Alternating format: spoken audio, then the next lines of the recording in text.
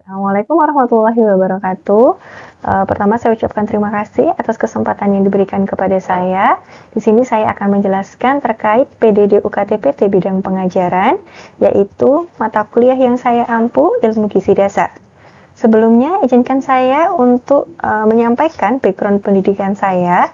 Untuk S1 saya, yaitu saya menempuh pendidikan di program studi ilmu gizi Universitas Brawijaya Malang pada tahun 2004 sampai tahun 2008, dan kemudian saya melanjutkan S2 di Universitas Airlangga Surabaya menempuh pendidikan di program studi ilmu kesehatan masyarakat dengan minat gizi masyarakat pada tahun 2013 sampai pada tahun 2015. Untuk pekerjaan saya saat ini, saya aktif sebagai staf pengajar di program studi S1 Gizi Universitas Nahdlatul Ulama Surabaya dan mengampu beberapa mata kuliah, di antaranya ilmu gizi dasar, edukasi gizi, gizi imunitas, biomolekular gizi, dan implementasi program gizi.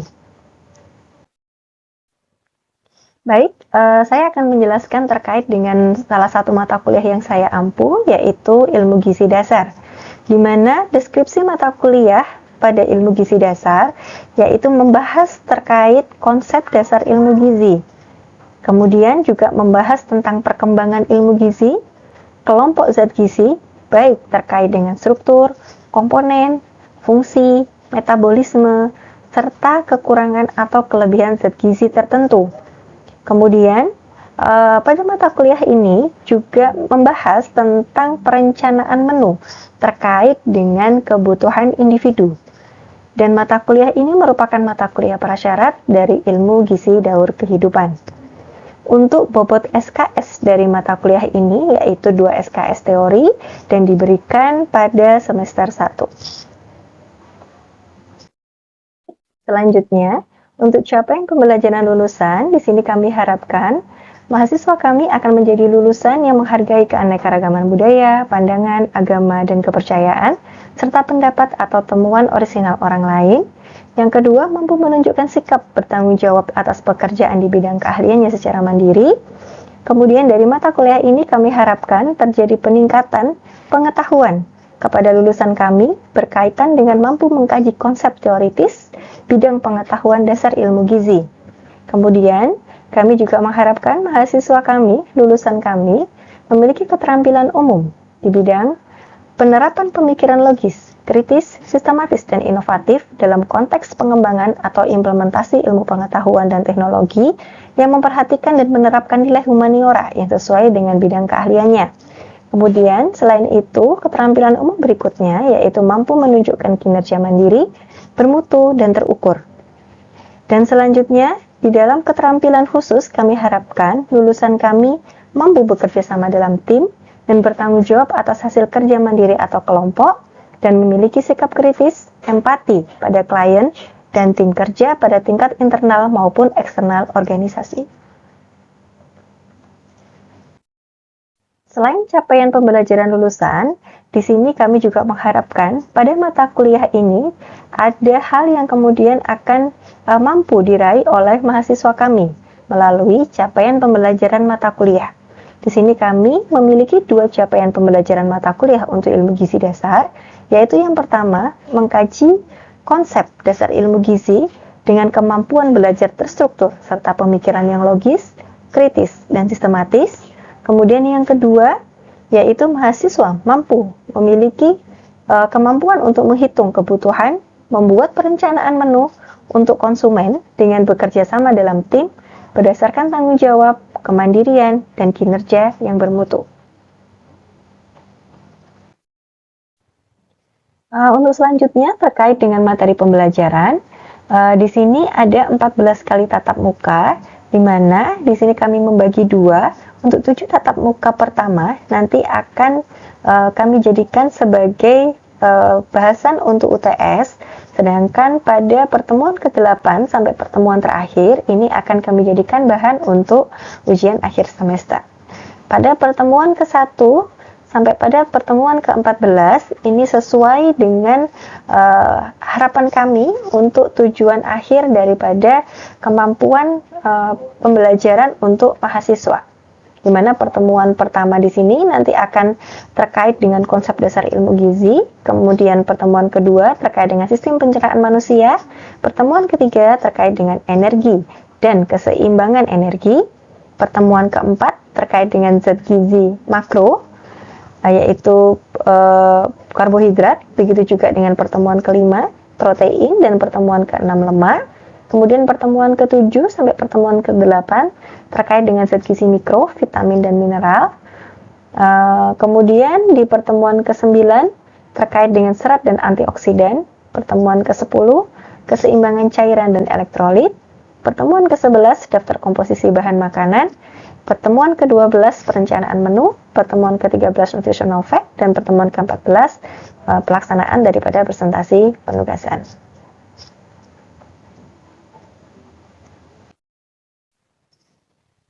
Untuk model, metode, dan interaksi pembelajaran, di sini kami menerapkan 3 model pembelajaran, yaitu face-to-face learning, distance learning, dan discovery learning.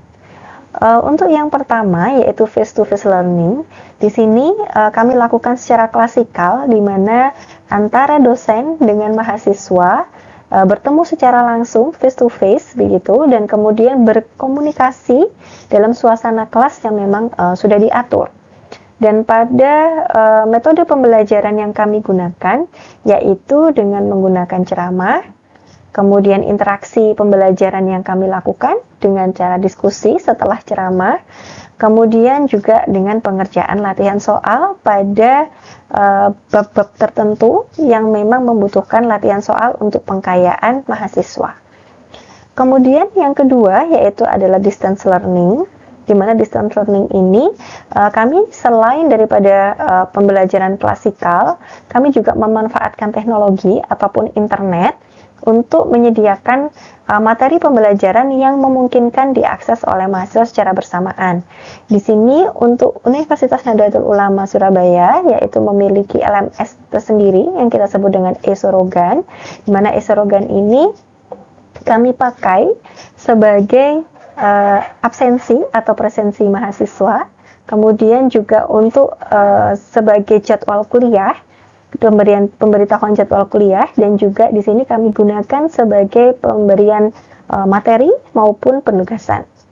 Selain itu kami juga memanfaatkan Google Classroom, di mana Google Classroom ini kami pakai untuk pemberian video, tugas, link UTS, UAS, begitu juga dengan materi-materi yang kami juga bisa share di dalam Google Classroom.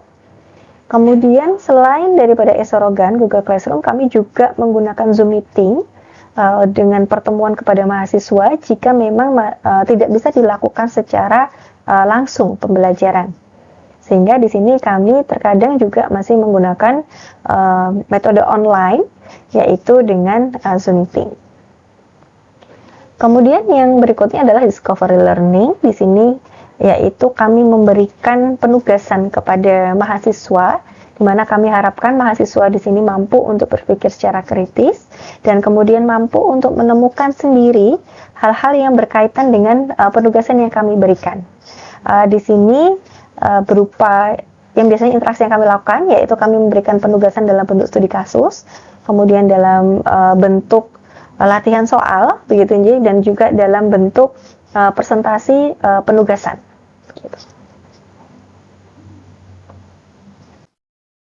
Sedangkan untuk sistem penilaian yang kami lakukan, yaitu di sini kami membagi menjadi 4 penilaian, yaitu dari UTS dan UAS sebanyak 30%, kemudian penugasan 25%, cukup besar karena memang di sini kami menginginkan mahasiswa aktif, berpikir secara kritis, dan ada beberapa macam penugasan yang kami berikan sehingga mampu untuk menunjang penilaian supaya lebih objektif. Kemudian di sini kami memberikan juga penilaian terkait dengan soft skill yaitu sebanyak 15%, di mana keaktifan di sini ada penilaian 10% dan kehadiran dengan penilaian 5%. Di sini adalah bentuk assessment yang kami berikan yaitu dalam bentuk G-form. Dan juga di sini kami menggunakan Google Classroom untuk penugasan dan juga untuk link ujian. Baik, Terima kasih atas kesempatan yang diberikan kepada saya untuk menjelaskan tentang mata kuliah ilmu gizi dasar, dan untuk selanjutnya adalah video pembelajaran mata kuliah ilmu gizi dasar yang saya berikan kepada mahasiswa. Mohon maaf jika ada kesalahan, saya tutup. Wassalamualaikum warahmatullahi wabarakatuh. Assalamualaikum warahmatullahi wabarakatuh. Waalaikumsalam warahmatullahi wabarakatuh. Teman-teman, jadi kita akan membahas tentang konsep dasar ilmu gizi, ya, atau tentang ilmu gizi dasar. Nah, yang ada di benaknya teman-teman tentang ilmu gizi yang selama ini diketahui bagaimana? Mungkin ada yang berpendapat, apa sih ilmu gizi itu? Kita bicara tentang apa sih kalau ilmu gizi? Bicara tentang kandungan gizi. Bicara tentang kesehatan. Bicara tentang kesehatan. Oke, jadi udah luar biasa semua ya. Sebenarnya teman-teman sudah tahu ya. Jadi kalau kita bicara tentang ilmu gizi, kita akan bicara tentang makanan. Kita akan bicara tentang kesehatan. Oke, baik. Kita akan membahas sedikit tentang yang pertama adalah komplain dari mata kuliah kita pada pagi hari ini. Jadi kita akan membahas tentang pengertian atau definisi ilmu gizi, ya. Kemudian kita akan membahas tentang bagaimana sih perkembangan ilmu gizi di Indonesia, ya. Kemudian tentang ruang lingkup ilmu gizi, klasifikasi dan fungsi zat gizi, yang terakhir adalah pedoman gizi di Indonesia. Ya. Oke, kita bahas dulu teman-teman. Nah, untuk yang pertama adalah, nah ternyata kalau kita menyebutkan gizi atau kita menyebutkan nutrisi itu berbeda untuk tumbuhan, berbeda untuk manusia, dan juga berbeda untuk tumbuhan. Jadi ternyata kalau untuk manusia kita nggak boleh menyebutnya nutrisi. Kalau untuk manusia kita menyebutnya harusnya zat gizi. Sedangkan kalau untuk hewan kita menyebutnya adalah nutrisi. Ya. Nah, sedangkan kalau untuk tumbuhan adalah zat.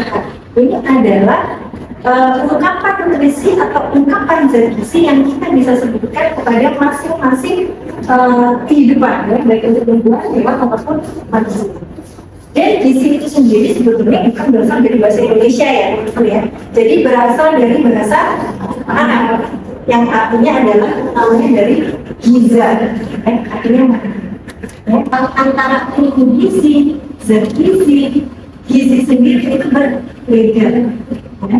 Kemudian yang terakhir adalah yang kita juga nanti perlu ketahui tentang status gizi. Jadi ketika teman-teman nanti belajar gizi, banyak sekali kata-kata ya ataupun istilah yang itu bisa berbeda maknanya. Kalau kita bicara status gizi, maka nanti yang berkaitan dengan keadaan tubuh akibat kita mengkonsumsi makanan, ya, sehingga nanti bisa menyebabkan tanda kutip permasalahan gizi. Ya, yang kita sebut nanti bisa berakibat pada status gizi seseorang. Oke teman-teman ya, jadi definisi ilmu gizi itu sangat luas. Ya. Ilmu gizi itu sendiri ada pengertiannya, zat gizi itu ada pengertiannya, gizi atau nutrition ada pengertiannya, dan status gizi. Energi itu kita peroleh dari 3 hormon yang ditemukan oleh tubuh. Jadi kita mendapatkan energi itu dari sumber karbohidrat. Mungkin teman-teman SMA sudah pernah dengar ya, karbohidrat. Kemudian kita juga mendapatkan dari protein dan juga mendapatkan dari lemak. Kita 3 komponen utama penghasil energi. Ya. Nah, kemudian pada tahun 1831 sampai 1908 sampai kemudian 1907 sampai Ekwator yang kita kenal dia sebagai bapak energi energi. Kenapa? Karena dia yang menemukan cara menghitung energi. Jadi pada saat itu pada tahun 1952 Prof. Purwo Sudarmo ini memperkenalkan tentang kitab singkat dengan sempurna. Ya, di mana istilah gizi ini dipakai sebagai terminologi yang diterima oleh ilmu kesehatan dan kedokteran di Indonesia. Dan kemudian 4 singkat lima sempurna ini kemudian diganti ya pada tahun 2000-an diganti oleh yang sekarang kita kenal dengan PUGS, Pedoman Umum Gizi. Sudah pernah dengar kita teman-teman karbohidrat, Ya, protein. Oke, terus ada lipid, lemak, ya, vitamin. Coba sekarang teman-teman ada yang tahu tentang fungsi dari karbohidrat? Yang masih ingat itu biasa kan? Tentang fungsi karbohidrat boleh angkat tangan? Oke, silakan sebagai sumber energi. Betul ya. Jadi karbohidrat itu kita pakai sebagai sumber energi utama. Jadi kalau teman-teman nggak mengkonsumsi karbohidrat nanti menjadi lemes. Ada yang tahu sumber karbohidrat yang apa teman-teman? Oke, dulu ya. Oke, silakan. Nasi, kentang, jadi apa? Makanan? Makanan. Ya, jadi makanan itu adalah sumber karbohidrat. Kemudian ada lemak. Ada yang tahu fungsi lemak? Betul ya. Jadi lemak itu adalah sebagai cadangan energi. Ini cadangan energi yang sangat utama ya teman-teman. Karena lemak itu menghasilkan energi yang kita butuhkan. Nah selain itu lemak itu juga kita pakai untuk melindungi organ-organ yang ada di dalam tubuh kita. Jadi organ-organ itu dilindungi oleh lemak sehingga dia akan berfungsi untuk selain melindungi juga sebagai untuk mengabsorpsi daripada lemak-lemak yang non esensial yang tidak kita butuhkan di dalam yang kita tidak bisa mendapatkan dari dalam tubuh kita. Kita menggunakan tumpeng ini supaya dilihat bahwa sisi identiknya tumpeng ini bisa kita jadikan simbol sebagai sisa juga. Kalau tumpeng itu kan pasti apa teman-teman? Semakin ke atas semakin kecil, betul ya. Nah, kita mengenal di sini ada 3 tingkatan yang dia berbentuk bulat. 1, 2, 3. Dan yang terakhir biasanya ditutup sama daun dibentuk terus. Ya. Nah, lapisan pertama yang kita pakai itu adalah untuk makanan pokok. Bentuknya kerucut yang paling sedikit itu untuk lemak dan minyak, gitu ya. Jadi teman-teman tumpeng ini mengindikasikan bahwa kita di dalam mengkonsumsi makanan sehari-hari itu kita perlu melihat komposisi. Jadi ada 13 ya teman-teman ya pesan dari UPS itu. Yang pertama adalah kita harus mensyukuri dan menikmati makanan yang beraneka ragam. Jadi nggak boleh pagi ayam, siang ayam, malam ayam. Ingat ya teman-teman ya, sayur tidak bisa menggantikan buah dan buah tidak bisa menggantikan sayur. Jadi sayur dan buah tetap harus kita konsumsi setiap hari. Pagi, siang, sama sore ya kita sebagai konsumsi buah dan sayur. Kemudian yang ketiga, biasakan mengkonsumsi makanan atau lauk-lauk yang mengandung protein yang tinggi. Karena yang tinggi, teman-teman masih masa pertumbuhan kan? Ya, masa pertumbuhan ya. Remaja akhir mau ke dewasa awal ya. Nah ini teman-teman membutuhkan protein yang tinggi. Jadi kita memilih mengkonsumsi makanan yang kaya akan protein. Ya, contohnya protein itu seperti apa? Ya,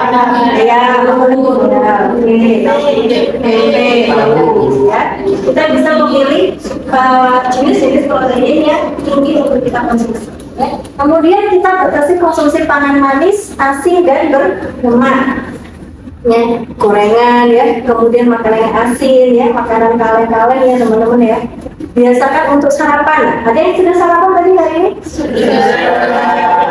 Tadi belum sebagian ya. Maka sarapan itu penting ya. Ini masuk ke dalam yang teman-teman PUGS. Jadi kita harus membiasakan untuk sarapan. Selain PUGS teman-teman, kita juga dikenalkan produk yang namanya isi piring ya. Ini lebih memudahkan kita ya, menggambarkan kita bahwa kalau kita mengkonsumsi isi piring itu kita harus apa aja yang ada di dalam piring ya. Ini ya, seperti ini, maka kita akan membagi piring itu menjadi 4 ya. Kita bagi 2 dulu, tengah, Yang satu sisi untuk makanan pokok dan untuk lauk pauk. Satu sisi untuk sayur dan buah. Di setengah dulu kita bagi. Nah, kemudian kita bagi nih. 2/3-nya makanan pokok, sepertiganya lauk pauk. 2/3-nya sayuran, sepertiganya buah. Itu adalah untuk diisi piringku. Dan jangan lupa kita dibagi dengan minum air putih. Ya. Kemudian juga di sini ada aktivitas fisik, ya, dan juga jangan lupa PKBS-nya, cuci tangan sebelum makan. Tentuan balita itu berbeda dengan usia dewasa. Kalau balita ini kita perhatikan, di sini memang dia paling banyak masih tentang singkong, jagung, roti, ubi atau makanan pokok. Nah, tetapi perbedaannya adalah untuk protein hewaninya dia lebih banyak dibandingkan yang usia dewasa. Oke, masih sekitar 30%, hampir menyamai dari makanan pokok. Itu perbedaannya. Ya. Kemudian lauk nabatinya dibedakan sendiri.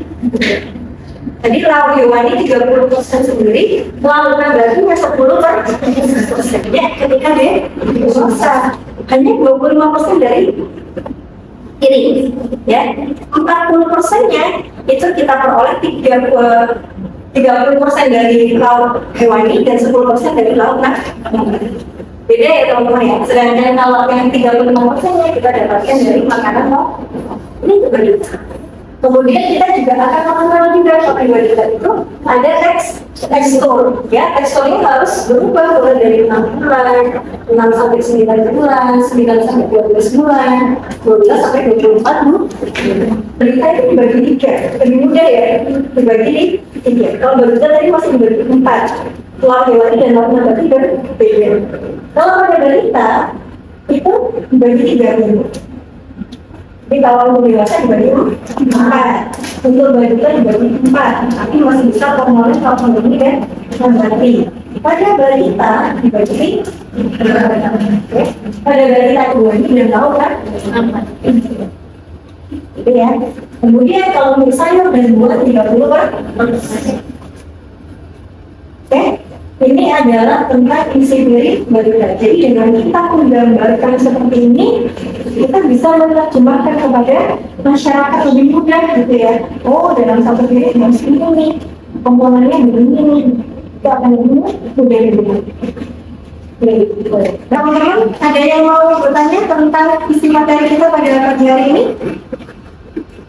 Ada yang mau bertanya? Mungkin ada yang masih bingung tentang BPS, tentang sehat, atau mulai silahkan teman-teman. Ada yang mau bertanya? Boleh, oke, silakan.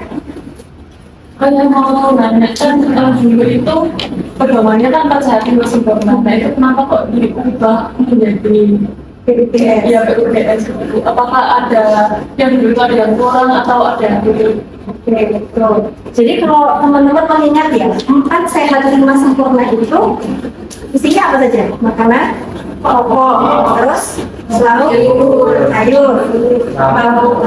lauk, terus buah, terus sempurnanya apa? Susu. Jadi susu itu jadi wajib kalau dulu ya. Jadi ketika kita 4 sehat 5 sempurna, susu itu wajib harus diberikan. Karena susu itu penyempurna. Kalau nggak pakai susu, berarti hanya 4 sehat saja, belum sempurna. Yang begitu. Maka harus diberikan susu untuk menjadi sempurna. Nah, sekarang ketika kita sudah melalui berbagai fase ya, kita penelitian dan seterusnya, ternyata susu itu sumber dari protein, gitu ya. Jadi susu itu tidak berdiri sendiri. Susu itu merupakan komponen dari salah satu sumber protein, sama seperti daging, sama seperti ayam, telur, gitu ya. Dia merupakan komponen protein. Sehingga akhirnya bisa mempermainkan lagi. Oh, tidak harus susu, karena susu ini merupakan sumber protein yang artinya kita ubah menjadi PUGS, pedoman umum gizi seimbang. Malah yang harus dimunculkan adalah air putih. Ya, jadi seperti itu ya dia. Jadi kalau 4 sehat 5 sempurna itu masih menggunakan susu sebagai penyempurna. Kalau di dalam PUBS, kenapa tak berubah ya? Karena dari susu itu merupakan salah satu sumber protein. Jadi sama seperti lauk-lauk gitu ya. Jadi kalau kita sudah minum susu, boleh nggak menggantikan yang lain? Boleh minum salah gitu, karena itu sebetulnya protein itu boleh saja ya. Tapi di sini kita nanti juga harus melihat komposisinya gitu ya, melihat porsinya gitu. Ya, supaya dia bisa menggantikan sumber protein. Baru yang penyempurnaan yang kalau kita sekarang buat adalah kita tetap harus terhidrasi dengan baik. Jadi harus mengkonsumsi air. Baik, ada lagi kita ada.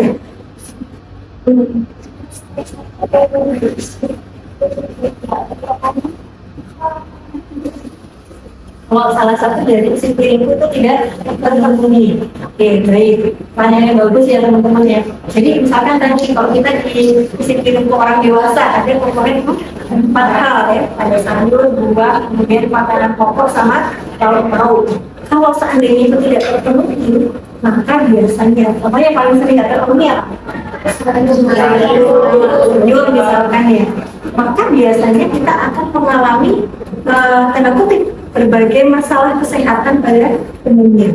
Contohnya, kalau sayurnya kurang, kita perbanyak ke makanan yang tinggi lemak, protein, kan bisa jadi akan menjadi obesitas. Sehingga pasti akan ada kondisi yang menyebabkan bermasalah. Atau mungkin kalau kita konsumsi sayurnya nggak kita tiadakan ya, maka otomatis kita akan kekurangan serat ya, karena sayur itu mengandung serat. Maka biasanya kita akan mengalami konstipasi. Kalau konstipasi ya teman-teman ya, konstipasi itu adalah ketika kita sulit buang air besar ya, sehingga pasti akan menyebabkan permasalahan kesehatan juga. Ya. Terus kemudian tadi bisa kalau misalkan proteinnya yang kita hilangkan, kita hanya makan nasi sama sayur aja gitu ya, maka bisa jadi itu nanti akan kita kekurangan zat. Jadi ketika satu komponen kita hilangkan, maka pasti kita akan mengalami kekurangan zat gizi tertentu. Entah itu zat gizi makro seperti karbohidrat, protein dan lemak, atau zat gizi mikro seperti vitamin dan mineral. Dan itu pasti berdampak pada kesehatan. Itu ya. Ada lagi teman-teman? Sudah jelas semuanya? Baik ya, alhamdulillah ya. Semoga pelajaran ya, mata kuliah ya, mata kuliah pada hari ini ya teman-teman ya, tentang mengenalkan konsep dasar ilmu gizi, membuka dan bisa memberikan wawasan kepada teman-teman semua ya, bahwa ilmu gizi itu luas gitu ya, dan semakin bersemangat untuk belajar di bidang gizi. Oke, mungkin itu yang bisa saya sampaikan. Saya ucapkan terima kasih. Mohon maaf jika ada salah kata ya teman-teman ya. Saya tutup. Wassalamualaikum warahmatullahi wabarakatuh. Waalaikumsalam warahmatullahi wabarakatuh.